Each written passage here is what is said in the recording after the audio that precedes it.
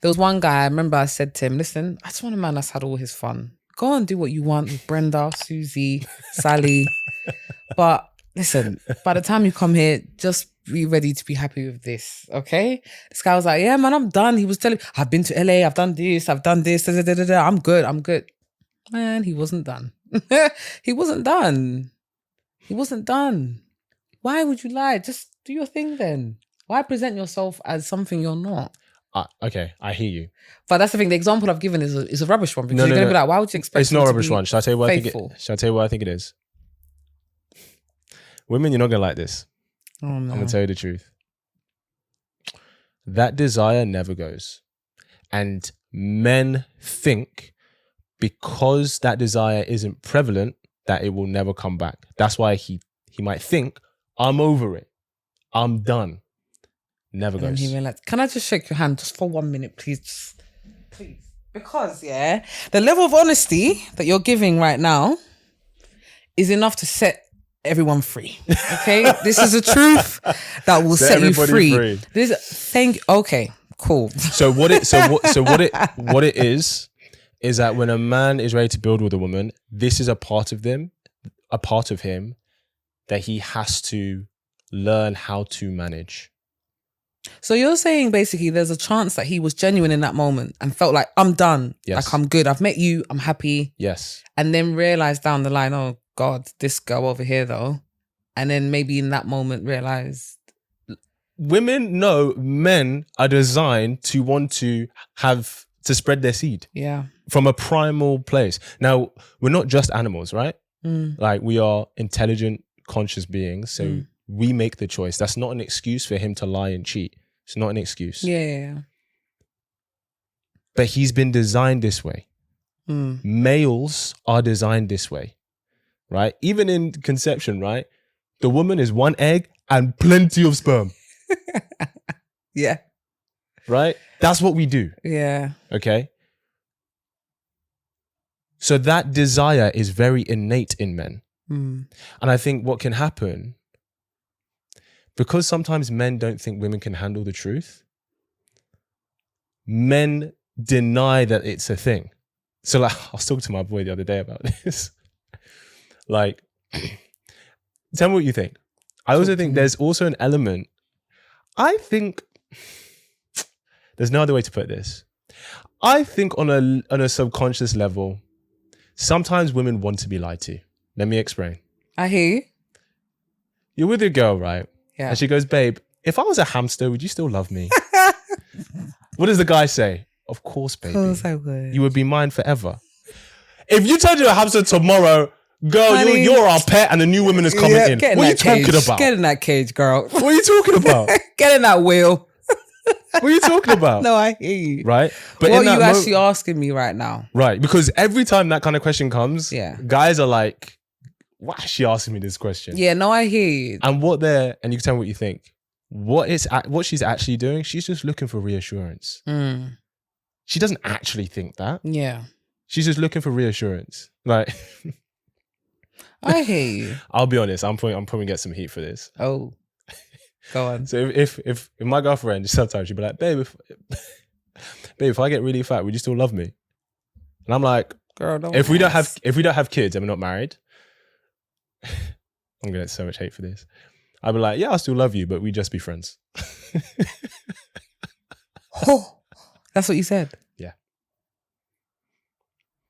Let's not talk about the weight thing because... No, hold on though. But we're talking about it was an issue in my marriage. Really? It was an issue in my marriage. It really was. And I felt like I was in such a difficult position because... But how much did you change? Did you go from this to like... It wasn't me. Oh, him? Yeah.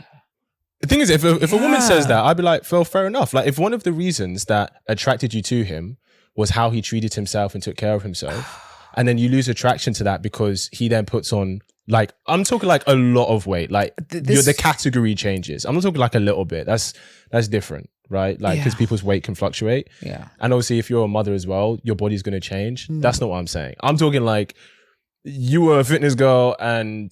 now you're Lizzo. Like, there's such a drastic, like, you're such a different person. Yeah. Does that make sense? he became really big. Really? Yeah. What was that for you as a woman? It was hard. Right. It was hard. I'm trying to remember like what size jeans do you wear? Like waist? I'm a 32 inch. Yeah, he was a 42. 42. That's on the larger side. Yeah. That's a big one. So he was always a bit bigger than everyone else, but not big where it's like I look at you by yourself and I'm like, okay, he's a big person, you know? And I tread carefully on this topic because I know like weight is a thing for people, you know. I'm on the side of the spectrum where I struggle to put on weight. I lose weight very quickly. So I'm aware that it's a struggle that I don't have. No, I want to be thick sometimes, but I'm fighting my own body just to get there. So the other side is not easy. But anyway, I think what I found hard was he didn't like being big, but it felt like I wasn't allowed to not like it. So when I would approach him and I'd be like, babe, like, can we, you know, he'd be like, yeah, but you've always known me to be big though. But this is who I am. That's what you say. This is my identity. I'm like, no, it's not your identity. Your weight is not part of your identity. I said, your nose is, your eye shape is, but not your weight. Your weight can change. So he was like, if you love me, then you'll love my weight. But I was like, but you don't like your weight. So why am I being forced to love it? We're just having a very difficult conversation. And this is what I'm saying again. Therapy has taught me how to have the uncomfortable conversation anyway, no matter what you feel, because it has to be said. And it just got to a point where the subject could not be brought up. Interesting.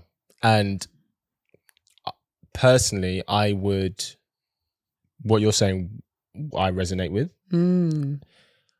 I think how you approach the conversation, if that's how you approach it, for sure. So if you're like, look, babe, I love you, I care about you, but because you've not really been looking after yourself as much, I'm just not as attracted to you as I used to be. And I really want that to be a thing. That is so hard to tell someone. It is. I couldn't say it in those words. I couldn't say it in such words.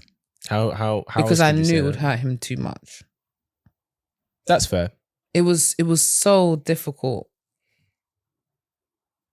Do you know what I mean? It was so difficult. So there was a lot of times I would just swallow what I felt because I'm just like, I'm not here to hurt you. And if me talking about your weight makes you feel like I'm your enemy and not your teammate, then let's not talk about it. I'll be honest. We all have our own work to do. If I got really out of shape and my partner came to me like, Kit, I love you, I care about you, but you've not been looking after yourself. And it's kind of got to a point now where I don't want to be in that physical space with you. Is there a way we can work together to get you to improve your fitness and your health? For me, and maybe this is just my character, I think, okay, she loves this relationship so much, she's not going to try and let it degrade over time. She's bringing this to me now before that happens. And I would thank her for it. But this is the thing, you know, you're not understanding, sir. You don't represent the majority. I know. Because you've done enough work to be able to hear what she's saying without a lens of pain, you know, that would make you feel rejected and, you know what I mean? And people's natural response might be that. Would be that, yeah. Sure. But it's just, you've obviously done a level of, you have a level of self-awareness where you can actually hear what someone's trying to tell you. Yes. And a lot of the times, we got a personal trainer and everything together. Great. But he wasn't committed. I remember going for a jog and it started raining as I jogged. And then when I came back, I obviously felt sick and I got a cold. And he laughed because he was like, look at you, because you went out to jog in the rain. Do you get it? It was like, it's taking the mick out of me. Yes. So, you know, I just got to a point I was just like, okay, I'm going to be quiet. I just won't say anything. But you can imagine, obviously, intimacy-wise, it just got difficult. I think it's one of those things where I don't think there's no such thing as choosing someone unconditionally. You can, because here's the thing, you can still love someone, but then you don't choose them. Right? Yeah. I don't think there's no such thing as choosing unconditionally. There's conditions to it. And we don't like to say it because it's not romantic. Right. And it's also not spiritual or godly. Sure. Yeah. Right? But I don't know why. If you're a person, you have standards for yourself. Yeah. And you meet someone who also brings those standards to you. And then you're in a relationship. And part of your commitment to relationship is we're going to commit to maintaining these standards for each other. So if part of the standard I bring to you is that I am considerate of you when we go out, I make sure that you're okay. If I start doing that less, that's going to make you feel a type of way. Yeah. You're not going to feel loved. Yeah. You're not going to feel considered. Yeah. If that's a standard that I bring in the beginning, I don't care if it's been a year, 10 years. Mm-hmm. If that's Keep what up I've the been same doing, energy. that's what I should still be doing. Mm.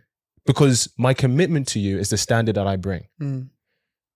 And I don't just do that for you, but I do that for the relationship. Because all these things that we do, right, to contribute to the relationship, that's what builds the frame. So I think we have to be honest and be like, let's not pretend that we're choosing this person unconditionally. It's because of how they choose to show up. That's what made me fall for you. Right. And let's be honest, the standard has slipped a little bit. Right. Now, here's the thing. Here's what I would say.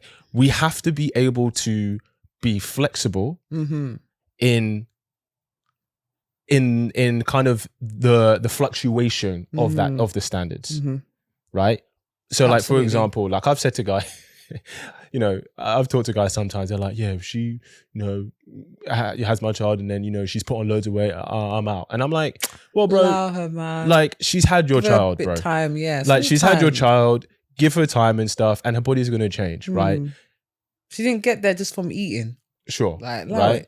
So it's like, if it changes and fluctuates, fine.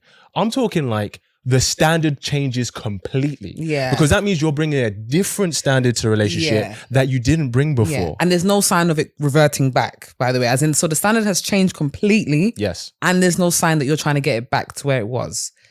This is why you have to have this conversation. Yeah. And I know it's difficult. It's tough. But if you're going to be with somebody for the rest of your life, you have to be able to have... It's a long time. It's a long time. Why don't people understand that till death do us part?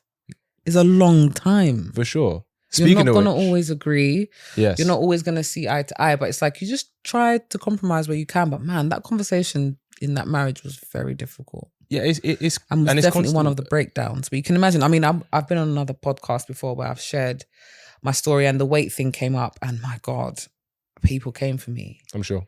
They thought I was shallow and all this kind of stuff. Obviously, we can talk about the marriage more if you want, but yeah, I just was like, why don't people understand the other party's possible difficulty, you know, with if their partner was to drastically change their appearance? Well, I guess what I would ask, were people coming for you because you left? Because I cheated. Okay, so that's different then. Yeah. Because I guess because the impression impression I was just willing to have the uncomfortable conversation as to what led me to the space I was at. Do you get it? Sure. So because I was just talking about the factors, people think I'm using it as an excuse. It's like, no, these were genuine, difficult conversations. If you're loving this episode and these kinds of conversations, then I want to give you something. We recently launched the Kits Angels community. This is a sisterhood for women who are tired of what the dating scene has given them and are ready to take their love lives to the next level. It's a space for you as a woman to not be alone in your journey to love, where we learn, talk, and share our experiences as part of a strong sisterhood, with some leadership and guidance from yours truly, of course. Not to mention never before seen videos from me on how I've led dozens of women to meeting great men. And so as a thank you for watching this episode, I'm giving you a month's membership completely complimentary on me. Just click the Kits Angels link below, and when you join the group, message me the code phrase Angels Podcast and I will pay for your membership.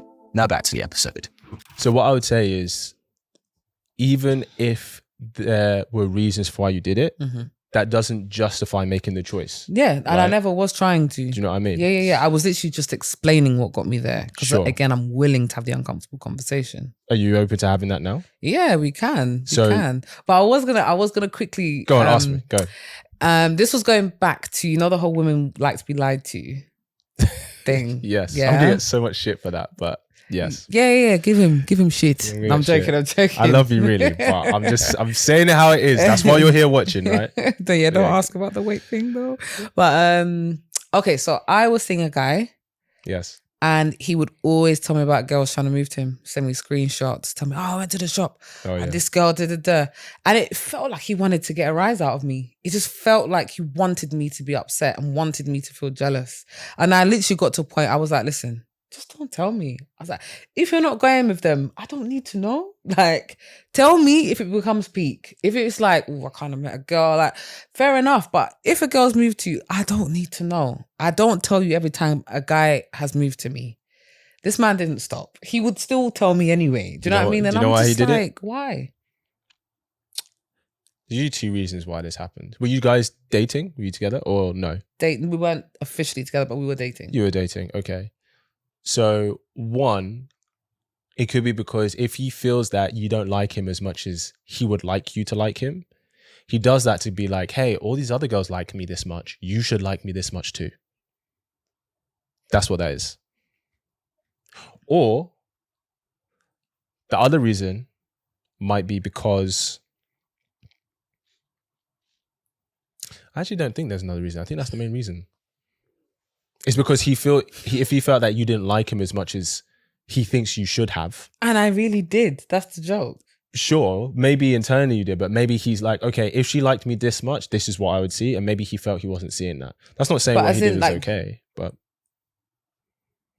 I'm just trying to, as in, when you're saying this is what I would see, because I'm like, bro, I'm dating you already. Like, you can see from just meeting me today, I have a big personality. Like, if I like someone, I'm going to let you know, okay? I'm not trying to hide that. Listen.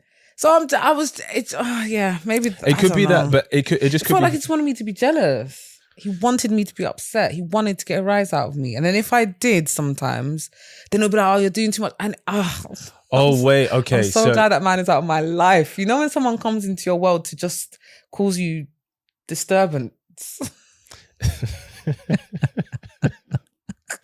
I hope you really enjoyed that clip. If you want to watch the full episode where that clip is from, then I want you to click right here where you can watch the full episode. And if you're ready to claim your man today, enroll in my program below, and I'll see you there. Wishing you an amazing day.